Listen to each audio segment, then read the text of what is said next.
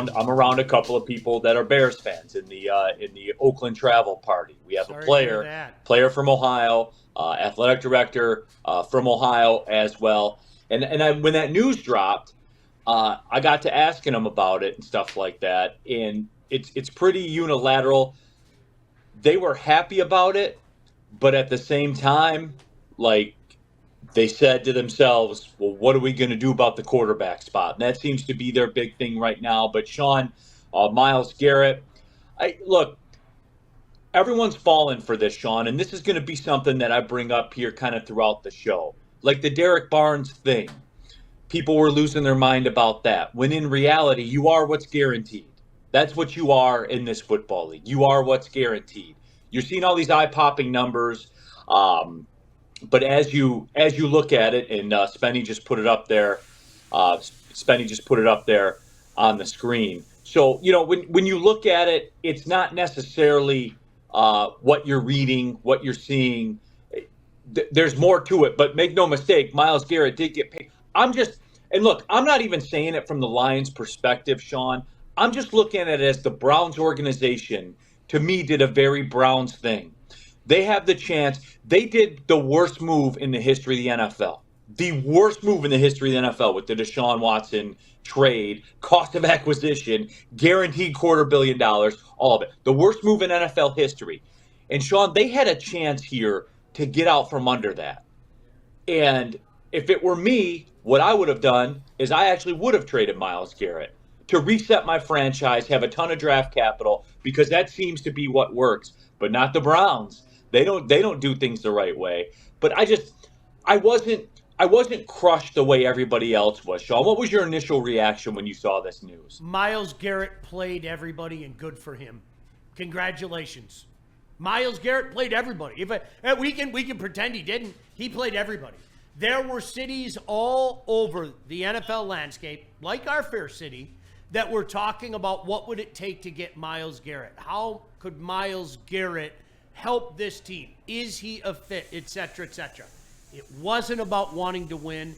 It was about the money, and he got the money, and he stayed where he's at. Because if it was about to win, if it was about wanting to win, why the hell did he stay in Cleveland?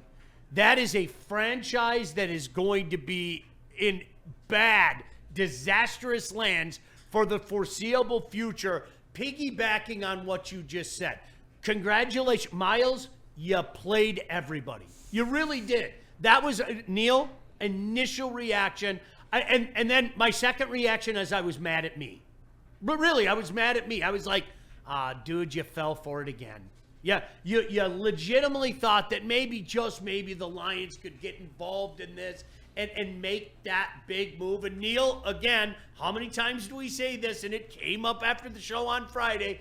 That doesn't mean that I don't trust Brad Holmes. I totally trust Brad Holmes. But yeah, did I want a big splash? Yeah. Did I want a known that seemingly was making a move so he could win? Yeah. And I fell for it as well. So, Myles, congratulations. You won, bro. Sam Flannel's actually in the chat, and he brings up the point, I think the overriding point. He says Myles Garrett's going to go down as one of the greatest defensive players in the NFL history. However, the Browns will never win anything with him there. Yep. And that's kind of my point. I don't understand the Browns move, but then again, I've never understood the Browns moves. I didn't understand when they did the Deshaun Watson thing. I didn't understand when they restructured his contract to stretch out his hit further, and then did it again. And I don't get it. I'll never get it. But that's the way that the Browns operate. So I would just say this, and this isn't like me being bitter as a Lions fan or anything like that. I can't be mad at something that wasn't available. Nope. Like the Max Crosby thing, when everybody kind of flipped out about that, and the pushback I'm seeing, because Sean, here's what I want to drive at with this. Here's the point of bringing it up. I can't be mad that they didn't get Myles Garrett or Max Crosby. They were never available. So, like, the people that are in the streets, Sean, this weekend, though, I think is a red letter moment for Lions fans from this perspective, Sean. Do you notice when you look around, and when I was looking at the social media reactions to everything that was going on, Have Lions fans kind of turned on Brad Holmes a little bit? Because I'm kind of getting that sentiment, man. I really, really am. With he's got to do something. And when is Brad Holmes going to start to do something? This is literal discussion that's out there, Sean. Have you noticed this at all? Yeah, a little bit. And Neal, I'll say the same thing that we've said in our defense. Brad Holmes hasn't lost me. I don't know how he could lose anybody. But here's the bold things can be true. Yeah, I do want them to make a bold move. Yeah, I do want them to make moves that I see other franchises making. Yes, I do. I'm not going to lie. But do I trust them? Absolutely. And Neal, I'll reiterate, Myles Garrett played everybody. This wasn't about winning. This wasn't about going to some place that he wanted to win.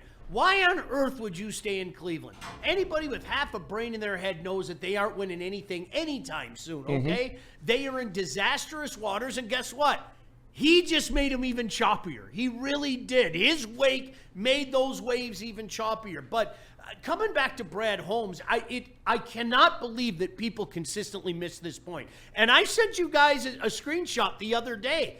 I can want Brad to make a big move. I can want Brad to go out and get one of those names that we all know, where you don't have to do a sell job. And you know what? Because he can.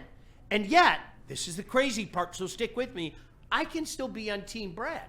And I think I can speak for everybody in this room. KG, Chase, Spenny, and you, Neal, as well in your hotel room. I'm still on Team Brad. But yeah, do I feel a little more antsy and itchy and, come on, Brad, man, I need my fix, man. Yes, I do. I'm not going to lie. But I'm also still Team Brad. And it's that critical thinking. How people can't say both things can be true is truly remarkable to me. It's what society is now. It's one or the other. Or the other, yeah. There's no nuance. There's no both things can be true. It's ridiculous. Woodward Sports chat thread, hoof-hearted. If Derek Barnes makes every cent of his contract, he would be the 17th highest paid linebacker in the league. He would have to be about that to make all of his money and incentives. And hoof-hearted, like that was this was part of why I brought that up just now about Brad Holmes. I would say if you went across the board and you did a poll of, do you like the Derek Barnes contract? I think no would win. I do. I think with Lions fans right now, given their current climate, I think no would win. And my point of it is this is where it falls into what I was just talking about. What is reported versus what is. Okay. And with Derek Barnes, on absolute disaster, if it's an absolute disaster, it's 3 years and $8 million fully guaranteed. Like that's what it is, right? Like it's just for me, 3 years and $16 million guaranteed. Yeah. At worst case scenario, that's what it is. You want it to be 3 at 24. Because if it's 3 at 24, he's in the Pro Bowl. Exactly. Like you see what I'm saying here, guys? Like think for a second, man. And if it's a disaster, it's a $16 million hit spread over 3 years that you could probably tack on a void year at the end of it to bring it down even more. Sean, when I had this epiphany yesterday when I was running on the treadmill thinking about it, and I thought that's what it is. Like the people don't understand what's going on. They just see Myles Garrett, $140 million. Like that's what they see. And the reality of the situation is that's not what it is. It's a 4-year, 160, like for Myles Garrett, 4 years, $160 million. That's what we see. The guaranteed money's $122. So in a worst case scenario, it's 4 years at $30 million a year. 30. Like that just goes to show you too with the Derek Barnes thing, man. And that's why, Spenny, I saw you out there fighting the good fight about the Marcus Davenport. Mm-hmm. There are people out there that are like upset about the Marcus Davenport thing, which I can't understand either. It's literally almost the veteran minimum. Yeah. The veteran minimum. There's no risk. I'll take that spin. And guess what, Spenny? If Moody is back and you give him the veteran minimum, I'll take that spin too. 100% I will.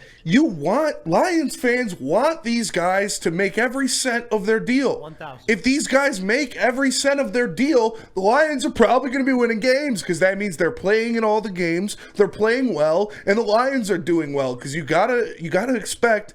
Obviously, we don't know the exact incentives for Davenport, but it's probably, hey, you got to play a certain amount of snaps. You got to have a certain amount of sacks, and Detroit has to have a certain amount of playoff success. That's normally how it works. It's sack-based, gameplay-based, and then, like, if the Lions win the division, you get $1 million bonus or something like that. So if these guys get paid, it's good for the team. You can't sign this guy to that much money. How dare you sign a veteran to a $1 million and a half contract? Right. Like, come on, guys. And Neal, that sometimes you really do have to simplify it like you did.